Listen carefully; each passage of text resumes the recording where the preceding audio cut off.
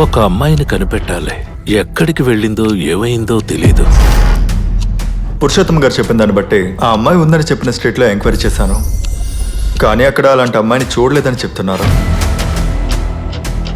ఆ అమ్మాయికి సంబంధించి అందిన అన్ని సమాచారాలు ఫేక్, ఇంక్లూడింగ్ తన పేరుతో పాటు. మనకు కావాల్సింది న్యూస్ కాదు, ఎవిడెన్స్. సో తన వైఫ్ ఒక యాక్సిడెంట్లో చనిపోయిందని మాత్రమే చెప్పారు, కానీ ఆవిడ ఫోటో కూడా లేదు. అదే నాకు అనుమానంగా ఉంది. వాళ్ళకి పెళ్ళయి 15 సంవత్సరాలైనా ఇంకా బిడ్డలు పుట్టలేదు. ఆది తల్లి ద్వారా బిడ్డని కనాలని నిర్ణయించుకున్నారు. అయ్యో మేడం, మళ్ళీ ఏంటో కూడా నాకు అర్థం కావట్లేదు. ఈ బిడ్డ పుట్టేంత వరకు వాడొచ్చి అసలు చూడనే కూడదు. తను నా వైఫ్. మా ఇద్దరికి ఒక బిడ్డుంటే ఎలా చూసుకునే వాళ్ళమో తను అలాగే చూసుకుంటున్నాను. రాగసుధలే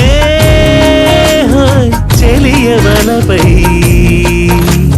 చేరయేదనేగా. పెళ్ళైన కొన్ని రోజుల్లోనే ఒక పెద్ద యాక్సిడెంట్. తర్వాత నేను కూడా చాలాసార్లు ఫోన్ చేశాను, కానీ తను ఫోన్ తీయలేదు.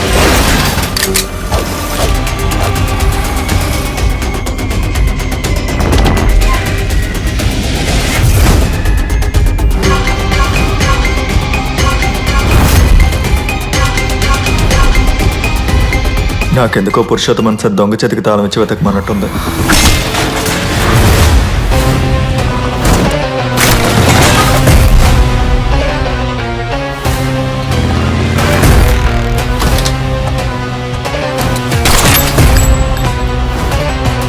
ఆ అమ్మాయిని ఎలాగైనా ఎత్తుకొస్తాను.